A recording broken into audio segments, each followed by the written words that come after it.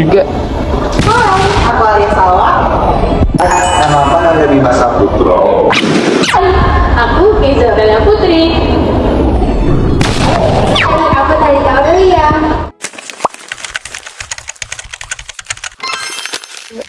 Halo teman-teman semuanya, kali dari kelas 2 akan membahas dan mengidentifikasi pengembangan dan kompetensi pendidikan kewarganegaraan atau PPKN. Pendidikan kewarganegaraan merupakan pendidikan wajib yang akan membentuk warga negara yang cerdas, bertanggung jawab, serta menerapkan nilai-nilai kebangsaan. Melalui pendidikan kewarganegaraan, diharapkan semua warga negara dapat memiliki hak dan kewajibannya. Sebagai warga negara yang baik, kita memiliki kewajiban seperti menghargai perbedaan dan juga berpartisipasi aktif dalam bermasyarakat, berbangsa, dan bernegara. Di era globalisasi saat ini, pendidikan kewarganegaraan menjadi peran yang sangat aktif karena banyak tantangan-tantangan besar yang terus berkembang. Seperti banyaknya penyebaran hoax, banyaknya penurunan rasa nasionalisme pada berbagai warga negara Indonesia, serta pengaruh budaya-budaya asing yang masuk ke dalam Indonesia dan tidak sesuai dengan nilai-nilai kebangsaan. Oleh karena itu, pendidikan warga negara itu sangat penting karena akan membangun nilai nasionalisme dan juga akan membentuk karakter sesuai dengan nilai-nilai bangsa Indonesia. Pada video kali ini, kami akan membahas tentang perkembangan pendidikan kewarganegaraan dari masa ke masa serta kompetensi yang harus dimiliki oleh setiap mahasiswa sebagai warga negara Indonesia. Pendidikan kewarganegaraan di Indonesia mengalami banyak perubahan karena mengikuti zaman dan kebutuhan bangsa.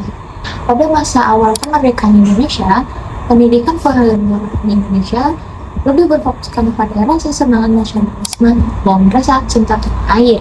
Hal ini penting karena Indonesia baru saja meraih kemerdekaan dan membutuhkan persatuan untuk menjaga kedaulatan negara ini. Seiring berjalannya waktu, Indonesia mulai mengajarkan pendidikan kewarganegaraan tidak hanya dari rasa semangat nasionalisme dan cinta tanah air saja, tapi mulai mengajarkan seperti demokrasi, asasi manusia, supremasi hukum, serta mulai mempelajari bagaimana cara berkehidupan berbangsa dan bernegara.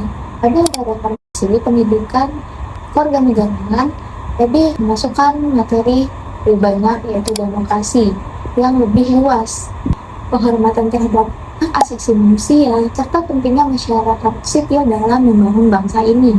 Saat ini, materi pendidikan kewarganegaraan tidak hanya berfokuskan pada teori-teori saja, tapi juga mulai mengamali Pancasila dalam kehidupan sehari-hari. Dengan demikian, materi PKN menjadi salah satu sarana untuk membangun karakter bangsa yang kuat di tengah pembangunan digitalisasi dan globalisasi.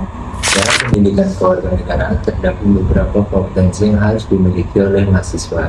Yang pertama itu adalah kompetensi pengetahuan atau civic knowledge. Kompetensi ini berkaitan dengan pemahaman terhadap Pancasila, Undang-Undang Negara Republik Indonesia tahun 1945, Bhinneka Tunggal Ika, NKRI, demokrasi, hak asasi manusia, dan juga sistem pemerintahan. Yang kedua adalah kompetensi keterampilan atau civic skill. Kompetensi ini mencakup kemampuan untuk berpikir kritis, menganalisis permasalahan sosial dan politik, berkomunikasi secara efektif, dan berpartisipasi dalam kehidupan demokratis. Kompetensi ketiga itu adalah sikap atau civic disposition, berhubungan dengan pembentukan karakter warga negara yang baik seperti disiplin, jujur, dan bertanggung jawab, serta memiliki rasa cinta tanah air. Ketiga kompetensi ini juga saling berkaitan dan juga harus seimbang agar seseorang dapat menjadi warga negara yang baik dan juga bertanggung jawab.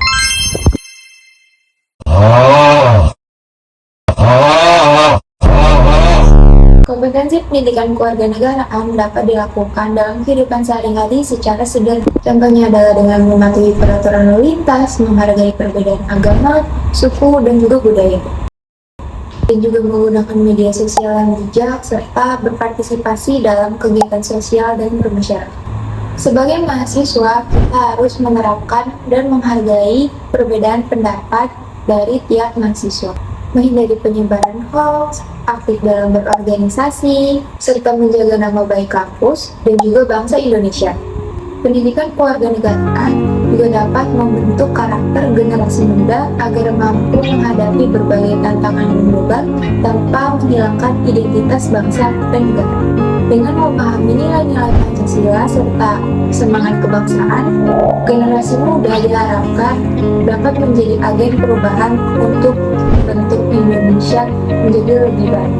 Dari pembahasan yang telah dijelaskan, dapat disimpulkan bahwa pendidikan kewarganegaraan mengalami perubahan yang mengikuti perkembangan zaman. Dengan memahami perkembangan dan kompetensi kewarganegaraan, kita dapat meningkatkan kesadaran berbangsa dan bernegara, serta berkontribusi dalam menjaga persatuan negara dan membentuk Indonesia yang lebih maju. Terima kasih atas perhatian teman-teman. Wassalamualaikum warahmatullahi wabarakatuh.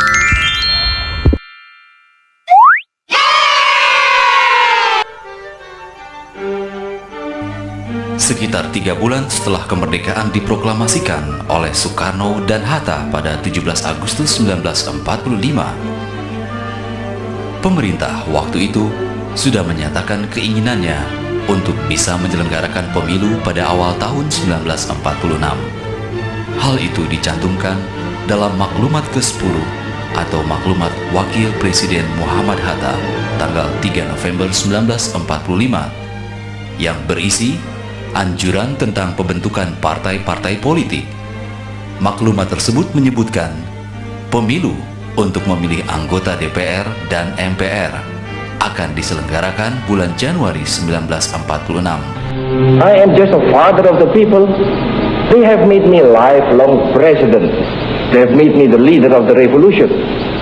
Because, perhaps or maybe, I am doing everything according to the wishes of the people. Pemilu 1987 diselenggarakan tanggal 23 April 1987 secara serentak di seluruh tanah air. Dari 93.737.633 pemilih, suara yang sah mencapai 85.869.816 atau 91,32%.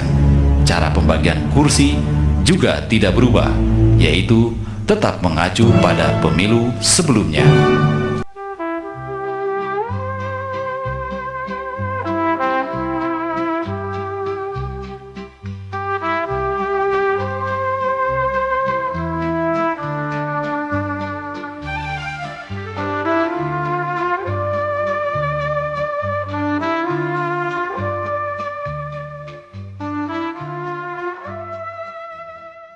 Republik Indonesia memasuki ruang.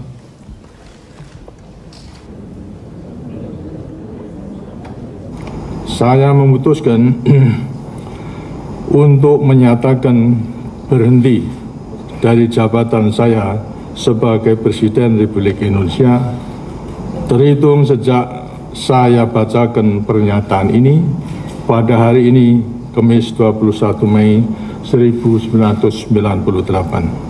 Susunan Kabinet Pembangunan ke-7. Untuk melaksanakan reformasi dengan cara yang sebaik-baiknya tadi, saya menilai maka Wakil Presiden Republik Indonesia Profesor Dr. Insinyur B.J. Habibie yang akan melanjutkan sisa waktu jabatan Presiden Mandataris MPR 1998-2003. Presiden Republik Indonesia oleh Bapak B.J. Habibie. Sebelum memangku jabatan Presiden, saya akan melaksanakan kewajiban konstitusional saya, ialah mengucapkan sumpah sesuai dengan agama yang saya anut sebagai berikut.